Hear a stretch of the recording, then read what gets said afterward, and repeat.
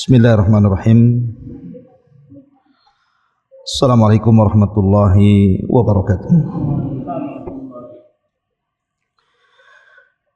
Alhamdulillah wassalatu wassalamu ala Rasulillah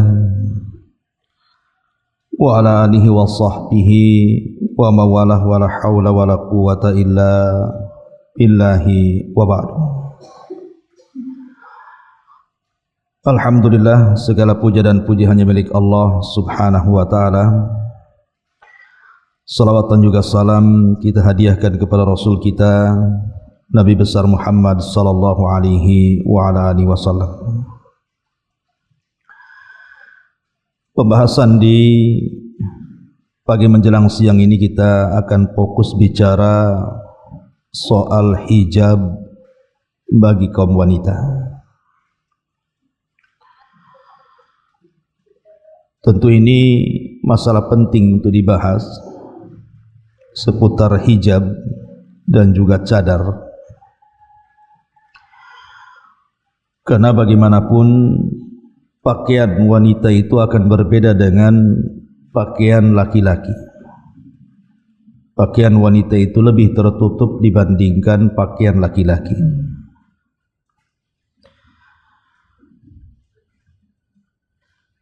Memang kalau cerita tentang cadar bagi kaum wanita itu cerita tentang perselisihan ulama. Ada yang mengatakan wajib, ada yang mengatakan sunnah. Ya, kita kembalikan kepada masing-masing keyakinan yang memakainya. Tetapi bagi yang terbiasa menggunakan cadar, maka dalam Islam itu dibolehkan dalam beberapa tempat boleh membuka cadar. Nanti kita akan sebutkan kapan saja wanita itu boleh membuka cadarnya, artinya menampakkan wajahnya. Tapi sebelum kita membahas masalah itu, sedikit kita akan bicara soal jilbab dulu. Ma'asyiral muslimat yang dimuliakan Allah subhanahu wa ta'ala, di dalam Al-Quranul Karim, tepatnya dalam surah Nur ayat 31, Allah subhanahu wa ta'ala berfirman, وَلَا يُبْدِينَ زِينَتَهُنَّ إِلَّا مَا ظَهَرَ مِنْهَا. Dan janganlah mereka kaum wanita itu menampakkan perhiasan mereka kecuali yang biasa tampak dari mereka. Dalam ayat ini Allah subhanahu wa ta'ala merintahkan kaum wanita untuk menutup seluruh anggota badan mereka kecuali yang tampak, yang boleh ditampakkan saja. Ibnu Abbas radhiyallahu anhuma memberikan catatan maksudnya yang boleh ditampakkan itu adalah wajah dan telapak tangan saja. Kemudian juga Allah subhanahu wa ta'ala berfirman di ayat 30 dan 31-nya masih dalam surah Nur, Qul lil mu'minina yaghudduna min absarihim wa yahfaduna wa yahfadhu furujahum dzalika azka lahum innallaha khabirum bima yasnaun wa qul lil mu'minati yaghdudna min absarihin wa yahfadna furujahun.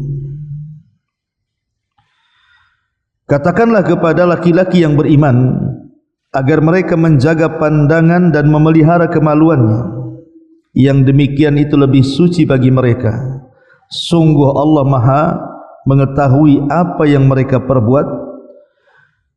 Dan katakan pula kepada para wanita yang beriman agar mereka menjaga pandangannya dan memelihara kemaluannya. Ayat ini juga menunjukkan bahwa pada diri wanita ada sesuatu yang terbuka dan boleh dilihat. Sebagian para ulama mengatakan yang boleh diperlihatkan adalah wajah dan juga telapak tangan. Intinya bahwa kaum wanita harus menutup seluruh anggota badannya. Kalaupun harus ditampakkan, maka hanya dua perkara yang boleh ditampakkan dari wanita. Pertama wajah, dan yang kedua telapak tangan. Selain wajah dan telapak tangan, itu semua aurat sampai kepada kaki. Makanya juga wanita juga harus pakai kaos kaki supaya tidak tampak kakinya. Yang ingin saya jelaskan seputar jilbab ini atau hijab di sini, ada syarat-syarat yang harus dipenuhi seorang wanita saat menutup seluruh anggota badannya dengan jilbab dan hijab mereka. Apa saja syarat-syaratnya ini?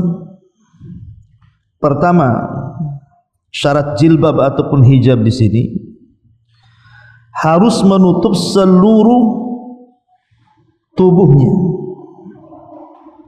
selain yang dikecualikan tadi. Maksudnya dikecualikan itu wajah dan telapak tangan saja. Kemudian yang kedua, tidak boleh ketat sehingga kemudian membentuk anggota tubuhnya.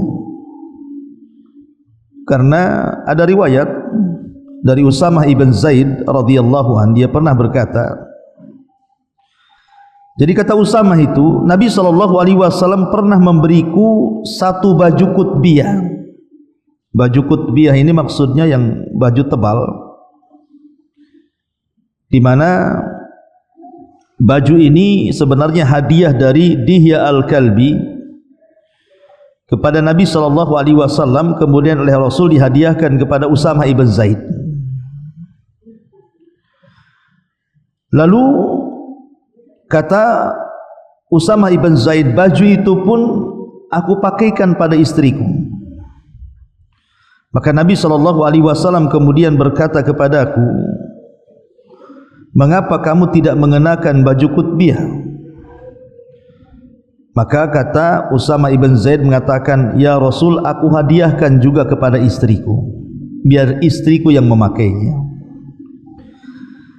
Maka Rasul SAW mengatakan kepada Usamah ibn Zaid ini, kalau begitu perintahkan agar istrimu mengenakan baju dalam, baru kemudian pakailah baju kutbiyah itu.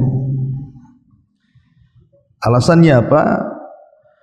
Karena Nabi SAW mengatakan, aku khawatir baju itu masih bisa menggambarkan bentuk tulang istrimu. Hadis ini dikeluarkan Imam Ahmad dan Baihaqi dengan sanad yang hasan. Lihat dari sini bagaimana Nabi SAW masih melarang bagi wanita itu kalau menggunakan pakaian masih terdapat lekukan badannya. Dan ini yang banyak di masyarakat kita itu kan, banyak kaum wanita itu yang kemudian mereka berpakaian seperti orang telanjang. Salah satunya karena ketat masalahnya, terlalu ketat sehingga membentuk tubuh. Pada Rasul mengatakan kepada Usamah ibn Zaid, bilang sama istrimu, sebelum kau pakaikan baju kutbiyah itu, suruh pakai pakaian dalam lagi, jadi dua lapis. Alasannya supaya tidak menggambarkan bentuk tulangnya. Ini yang kedua. Kemudian yang ketiga, kainnya harus tebal, tidak tembus pandang sehingga tidak tampak kulit tubuhnya. Karena ada hadis ancaman dari Nabi SAW, sinfani min ahlin nar lam arahuma kaumun. Salah satunya kata Rasul, nisaun kasiyatun ariyatun mumilat ru'usuhunna ka'asnimatil buhtil ma'idah. Kata Rasul, ada dua golongan dari penduduk neraka yang belum pernah aku lihat sebelumnya. Salah satunya kata Rasul, wanita yang berpakaian tapi telanjang. Al-Imam Ibnu Abdul Bar rahimahullahu ta'ala ketika memberikan catatan kepada hadis ini, maksudnya wanita berpakaian tapi telanjang itu artinya mereka mengenakan pakaian yang sangat tipis, transparan sehingga masih nampak dalamnya.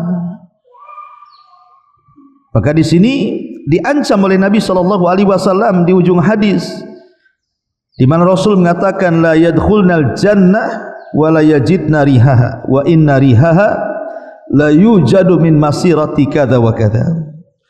Maka wanita yang berpakaian seperti ini tidak akan masuk surga, mencium bau surga pun tidak. Naudzubillah.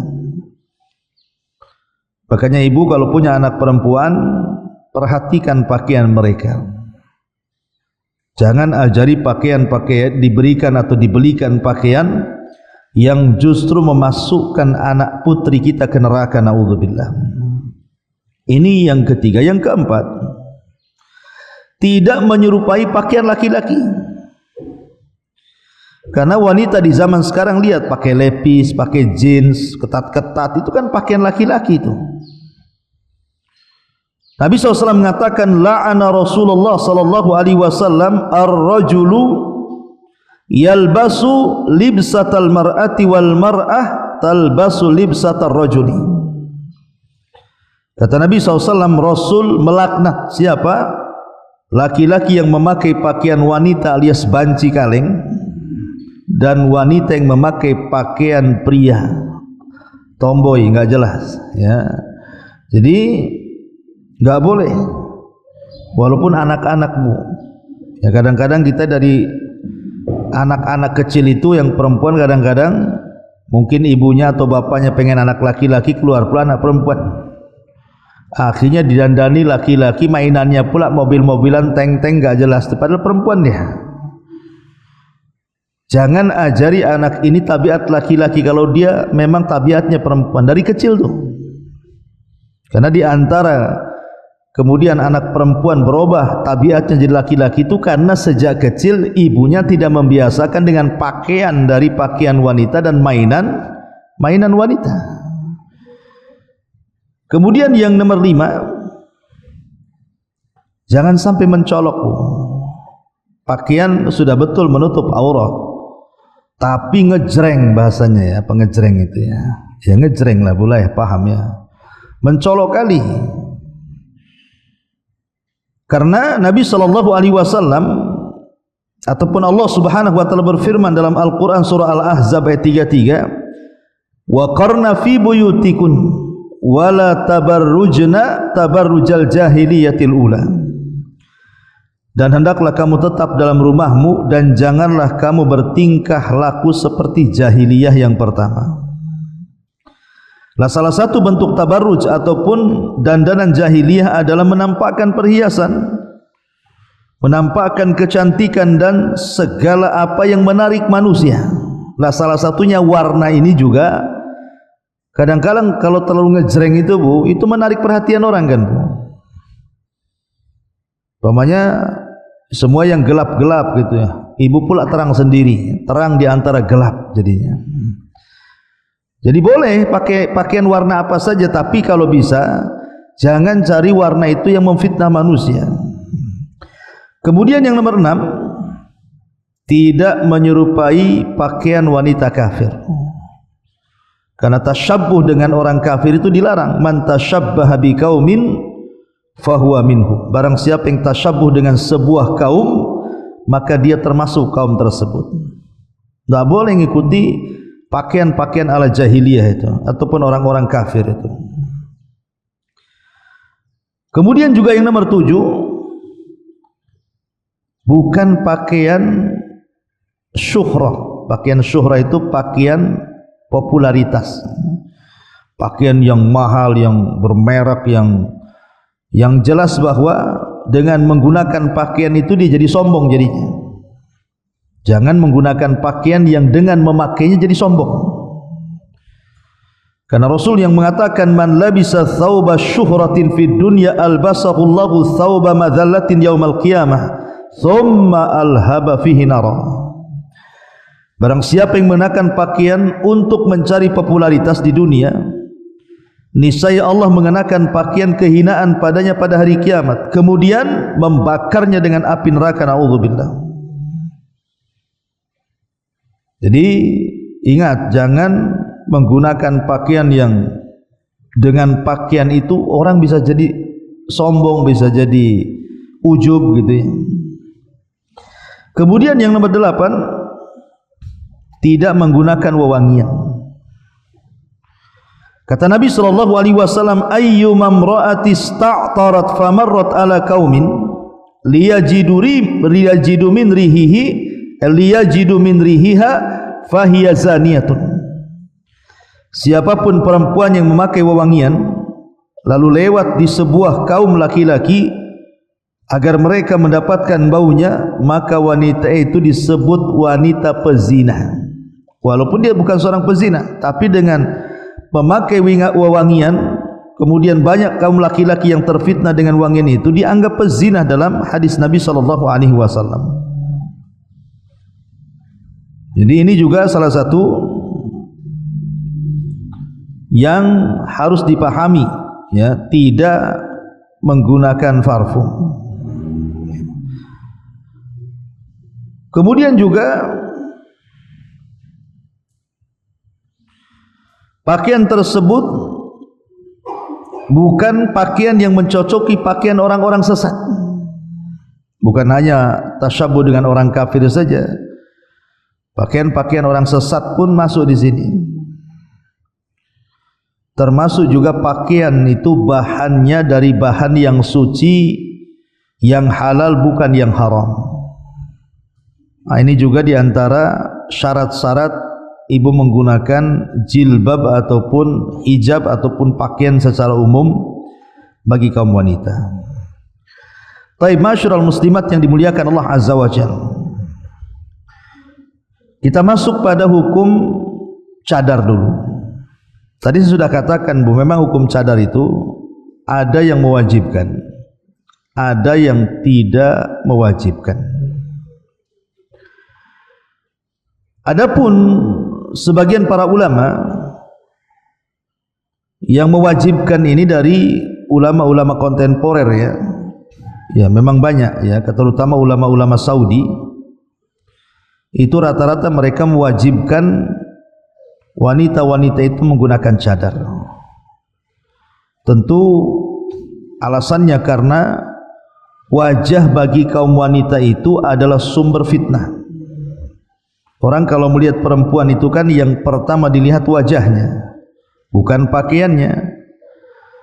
Makanya karena wajah itu sumber fitnah, rata-rata para ulama Saudi Arabia, seperti sebut saja fatwa daripada Asy-Syaikh Muhammad Asy-Syinkiti, Asy-Syaikh Abdul Aziz bin Baz, Asy-Syaikh Ibnu Utsaimin, Asy-Syaikh Abdullah ibn Jarullah bin Ibrahim Al-Jarullah, kemudian Syekh Bakar ibn Zaid, Syekh Mustafa Al-Adawi dari Mesir, gitu ya. Itu rata-rata ulama-ulama Saudi itu dan juga fatwa Lajnah Daimah itu semua mewajibkan wanita itu wajib pakai cadar, ya. Tetapi tidak semua ulama di tempat-tempat lain mewajibkan, tidak. Seperti Syekh Albani rahimahullahu taala tidak mengatakan wajib. Cadar itu kata beliau sunnah. Jadi cadar, memakai cadar kata beliau adalah sunnah Nabi SAW, tidak sampai kepada wajib. Tetapi walaupun demikian, walaupun tidak sampai kepada taraf wajib, hanya sekedar sunnah saja, tapi tetap menutup wajah itu jauh lebih baik dibandingkan membukanya. Walaupun sunnah, namanya sunnah kan kalau diamalkan dapat pahala kan begitu.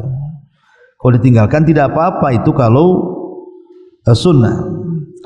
Oke lah, pokoknya saya tidak akan membahas tentang hukum dalil-dalil yang mengatakan wajib cadar ataupun yang mengatakan sunnahnya bercadar. Itu masalah ranah khilaf ulama kan itu. Dan tidak boleh juga saling menyalahkan. Yang bercadar jangan menyalahkan yang tidak bercadar, yang tidak bercadar pula jangan ngolok-ngolok yang bercadar. Karena ada dua kubu ulama, dua-duanya membawakan masing-masing dalil yang banyak sekali. Dan itu juga khilaf antara mazhab, antara ulama-ulama mazhab, ya. Tapi yang ingin saya jelaskan lebih lanjut adalah pembahasan kita tentang wanita-wanita yang bercadar, ibu-ibu yang sudah bercadar, ya. Bahwa dibolehkan seseorang itu membuka cadar pada waktu-waktu tertentu. Nah, inilah yang kita akan bahas, kapan wanita itu boleh membuka cadar pada waktu-waktu tertentu tadi. Ma'asyiral muslimat yang dimuliakan Allah Subhanahu wa taala. Yang pertama, wanita boleh membuka cadar itu ketika al-khitbatu, ketika seorang wanita dikhitbah laki-laki. Umpamanya ibu punya anak gadis sudah bercadar, atau ibu sendiri umpamanya seorang janda, kemudian ada yang meminang. Maka saat proses khitbah itu seorang wanita boleh membuka cadarnya supaya wajahnya ketahuan. Ketika mengkhitbah itu, khitbah itu kan belum nikah, ya. Dan ini tidak ada khilaf di antara para ulama tentang bolehnya membuka wajah ketika khitbah di sini.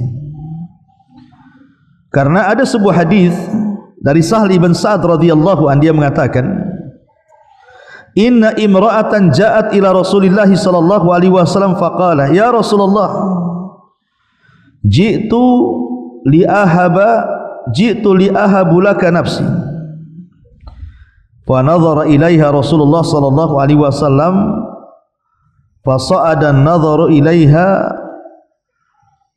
wa sawwabahu thumma ta'ta'a ra'sahu, falamma ra'atil mar'atu annahu lam yaqdi fiha syai'an jalasat, faqama rajulun min ashabihi faqala ay ya Rasulullah la illam takun laka biha haja fazawwijniha. Jadi dari Sahl bin Sa'ad radhiyallahu an, ada seorang wanita datang kepada Nabi sallallahu alaihi wasallam dan mengatakan, ya Rasulullah, saya hibahkan diriku siap dinikahi oleh kamu. Maka Rasul melihat kepada wanita itu, kemudian Nabi sallallahu alaihi wasallam melihat wajahnya, kemudian Rasul menundukkan pandangannya, seolah-olah Nabi sallallahu alaihi wasallam tidak berkeinginan dengan wanita itu. Sehingga ada seorang Ansor mengatakan, Rasul, kalau kau tidak ingin menikahi wanita itu, nikahkan aja dia dengan aku, katanya. Kata Nabi SAW, kau punya apa?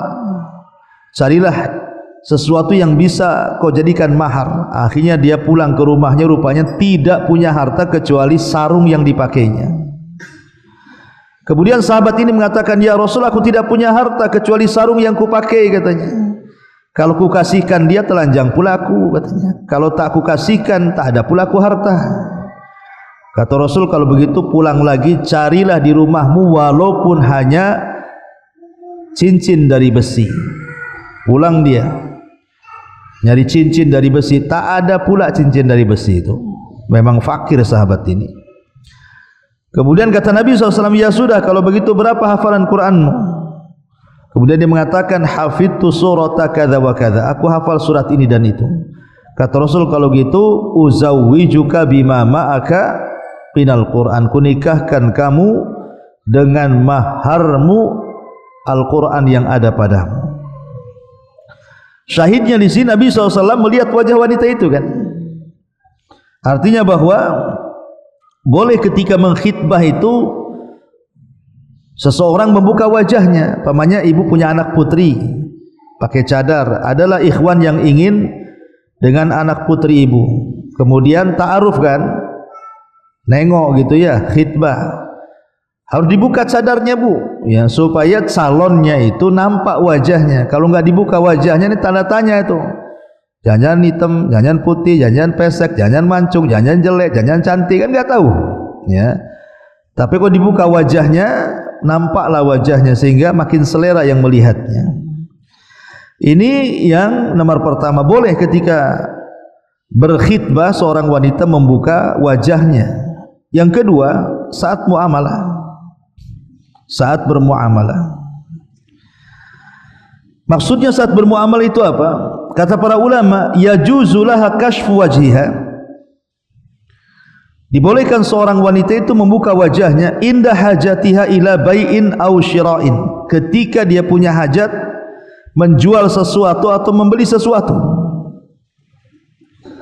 Kama yajuzu lil ba'i an yanzura ila wajhiha litaslimil mabi', sebagaimana seorang penjual boleh memandang wajah perempuan untuk menyerahkan barang dagangannya kepadanya. Tetapi syaratnya malam yuaddi ila fitnatin, selama tidak ada fitnah. Umpamanya ibu punya rumah, mau transaksi jual beli, yang beli pula pakai cadar, ya, maka ibu boleh nanya, umpamanya tengok wajahnya, jangan penipu pula kan gitu. Jangan laki-laki pula pakai cadar kan banyak itu kasus-kasus laki-laki pakai cadar rupanya, kumpul pula di majelis akhwat, pas ngomong baru tahu suaranya gede geber gitu, wah ini laki-laki ini, kan ada yang seperti itu. Jadi dibolehkan, tetapi sekali lagi selama tidak mengandung fitnah. Kemudian yang ketiga, al-mu'alajah, saat berobat, saat wanita itu berobat kepada seorang dokter, ya. Kata ulama, yajuzu lil mar'ati kashfu makanil illati min wajhiha. Kalau memang wanita itu mungkin punya penyakit di wajahnya, terpaksa dia harus buka wajahnya karena sebuah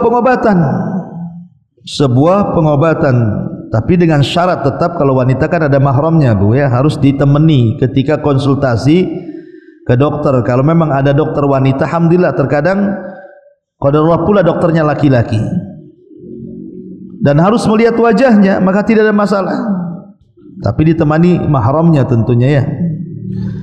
Jadi bolehkan, bahkan seorang dokter boleh memandang dari wajah pasiennya kalau itu memang berhajat. Tapi kalau tidak ada hajat, cukup umpamanya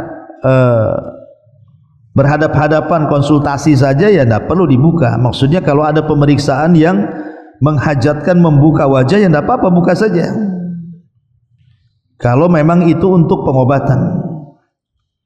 Kemudian yang keempat, asy-syahadah, persaksian. Ya, persaksian tentu di depan peradilan.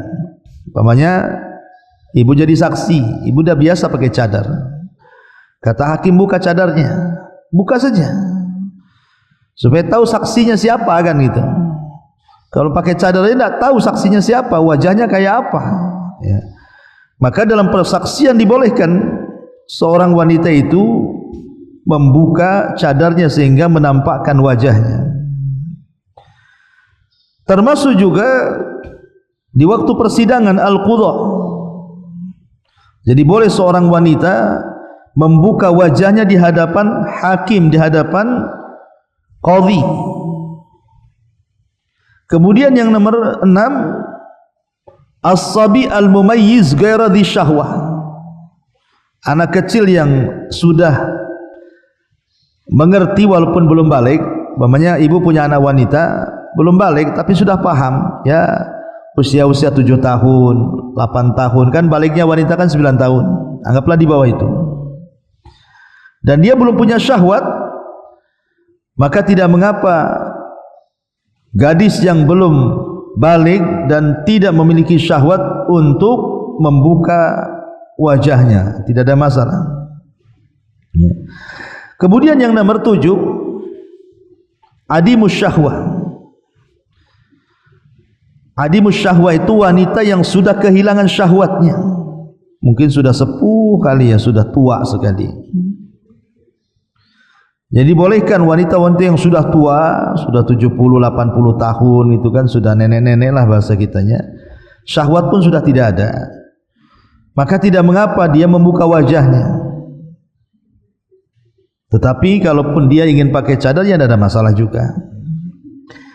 Kemudian yang nomor 8, al-ajuz allati la yushtaha mithlaha.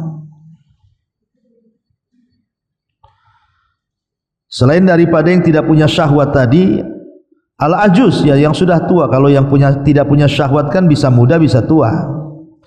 Tapi kalau yang sudah tua, artinya al-ajuz yang sudah nenek-nenek, maka itu dibolehkan karena kan sudah tidak ada lagi keinginan untuk ini itu ya. Jadi makanya dibolehkan. Termasuk yang ke-9, ini menjadi khilaf para ulama, seorang wanita muslimah membuka wajahnya di depan orang kafir. Tetapi pendapat yang kuat tetap di depan orang kafir pun tidak boleh membuka wajahnya. Termasuk ketika haji, Bu. Kalau ibu haji atau umroh, maka ketika haji dan umroh itu tidak boleh menutup wajah. Kalau sudah masuk ke ihram, maka seorang wanita wajib membuka wajahnya ketika umroh atau ketika haji. Kalau sudah niat ihram, tidak boleh ditutup wajahnya itu. Kapan boleh menutup? Ya kalau selesai ihram, selesai manasik umrohnya atau selesai manasik hajinya, boleh ditutup lagi. Tapi selama kemudian masih kondisi ihram dan dia sedang umroh ataupun haji, maka tidak boleh seorang wanita itu menutup wajahnya. Dia harus membuka wajahnya. Ataupun yang ke-11, halatul ikrah, atau dalam posisi dipaksa, kena ancaman, buka wajahmu, kalau enggak aku bunuh kamu, umpamanya kan. Itu darurat namanya ya, ad-daruratu tubihul mahdurat. Dalam posisi-posisi darurat ya gimana lagi, namanya orang darurat, membolehkan yang diharamkan. Maka dalam posisi ikrah dipaksa dan begitu seterusnya. Atau yang ke-12, dalam kondisi-kondisi tertentu yang memang berhajat untuk melihat wajah, seperti ibu ke negara lain kan harus lewat imigrasi itu kan, Bu. Kalau dicocokkan tuh paspor dengan wajah kita tuh, ataupun mengurus tertentu di kantor-kantor tertentu, antara KTP dengan orangnya kan perlu disamakan tuh. Jangan-jangan yang bawa KTP lain pula, orangnya lain pula kan. Maka dalam kondisi-kondisi tertentu boleh untuk mencocokkan saja antara wajah dia dengan paspor atau wajah dia dengan KTP yang dibawanya, maka itu dibolehkan ya. Ataupun di depan mahramnya, di depan orang-orang yang memang ada hubungan mahram dengan dia, ada hubungan mahram dengan dia, maka boleh seorang wanita membuka wajahnya ya. Tentu ini sekali lagi bagi yang mewajibkan pakai cadar ya, bagi pendapat yang mewajibkan pakai cadar, maka boleh membuka wajahnya dalam kondisi-kondisi seperti ini. Tapi kalau yang berpendapat bahwa cadar itu sunnah, ya kapan saja boleh dibuka lah kan, itu ya namanya sunnah bagi dia. Bahwa memakai itu afdol dan tidak memakai itu tidak berdosa ya. Kalau sunnah saja tidak ada masalah, mau dibuka wajah di mana saja tidak ada masalah. Saya kan hanya di sini kita bicara soal yang mewajibkan cadar ya, boleh membuka wajahnya dalam kondisi-kondisi seperti ini. Dan boleh juga seorang wanita membuka wajahnya di hadapan orang buta. Jadi kalau ada orang buta, boleh seorang wanita membuka wajahnya, tapi jangan melihat wajah orang buta itu, karena orang buta itu tidak melihat wajahnya kan, tapi masalahnya kan kita melihat dia. Makanya dibolehkan, kata para ulama, ya juzulil mar'ati kashfu wajhiha indal a'ma, dibolehkan bagi wanita membuka wajahnya bagi orang yang buta, li'annahu la yatamakkan min nadhari ilaiha, karena orang buta itu tidak sanggup melihat. Nah, ini diantara perkara-perkara wanita-wanita boleh membuka wajahnya bagi yang mewajibkan cadar, bagi yang terbiasa menggunakan cadar ya. Masyarul muslimat yang dimuliakan Allah subhanahu wa ta'ala, tentu ada hikmahnya kenapa kemudian Islam ini seketat itu ya, ketika membuat aturan-aturan itu bagi kaum wanita. Kenapa demikian gitu ya? Pertama, karena ini demi kebaikan wanita itu. Jadi Islam itu sangat memperhatikan kaum wanita di saat orang-orang jahiliyah di zaman itu tidak memperhatikan kaum wanita ya. Dan ingat bahwa persoalan pakaian itu, pakaian wanita yang saya sebutkan dari awal sampai akhir ini semua adalah syariat. Karena ada orang yang menganggap bahwa seperti cadar ini itu tradisi orang Arab katanya. Enggak, bukan tradisi orang Arab. Dulu orang jahiliyah enggak pakai cadar. Orang jahiliyah menampakkan rambutnya, orang jahiliyah menampakkan perhiasannya. Tapi setelah datang Islam dirubah semuanya. Bahkan dilarang wala tabarrujna tabarrujal jahiliyatil ula. Itu bukan pakaian orang Arab. Makanya ada orang yang sinis, pakaian biasa aja lah, kok pakaian kayak orang Arab, kok bukan orang Arab kok katanya. Ya, ada juga yang ngomong gitu kan, kalau ibu pakaian hitam-hitam gitu ya, kemudian pakai jilbab panjang, apalagi sampai pakai cadar. Ada juga yang sinis tuh, kamu ini hidup di Batam, bukan hidup di Arab katanya kan. Pakaian biasa aja lah kayak orang Melayu katanya. Disangkanya itu tradisi Arab gitu ya. Bukan. Masalah jilbab, hijab, niqab ini bukan tradisi Arab. Ini syariat. Karena dibahas oleh madhab, oleh Imam Syafi'i, Abu Hanifah, Imam Malik, semua membahasnya dalam kitab-kitab mereka. Jadi pakaian wanita itu bukan tradisi Arab, tetapi memang syariat, dan itu demi kebaikan para wanita. Salah satunya adalah supaya tidak diganggu, supaya tidak memfitnah. Tidak diganggu dan tidak memfitnah. Sebab kalau wanita itu pakaiannya seperti pakaian orang fasik, kemudian menampakkan aurat-aurat mereka, naudzubillah kan begitu, kayak pakaian kurang bahan itu bu, itu kan mudah diganggu sama laki-laki itu jadinya kan. Berapa banyak kemudian terjadi pemerkosaan, pelecehan seksual dan begitu seterusnya ketika wanita-wanita itu menggunakan pakaian yang nampak auratnya. Artinya bahwa Islam itu betul-betul menjaga kaum wanita. Jadi bukan hanya dia sendiri akhirnya menjaga dirinya dari fitnah orang lain, juga tidak memfitnah orang lain. Karena kalau wanita itu tidak menggunakan hijab, jilbab ataupun niqab gitu ya, itu sama dengan ibu menyebarkan dosa jariyah.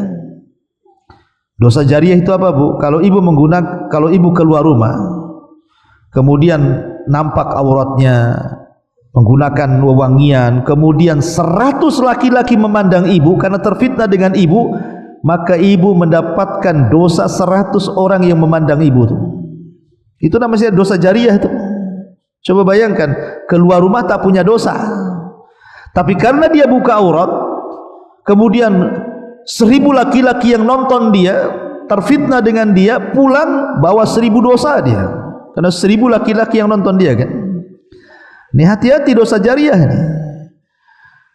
Apalagi na'udzubillah di zaman medsos seperti ini, Masya Allah, kita berlindung kepada Allah. Justru banyak kaum wanita itu entah penyakit apa yang dalam dadanya itu, sengaja dia memfoto dirinya, kemudian mencantumkan di Facebook, di TikTok, di YouTube, subhanallah ya. Bahkan ada yang mencari uang itu di YouTube itu, jadi YouTuber itu justru dengan jualan aurat tuh.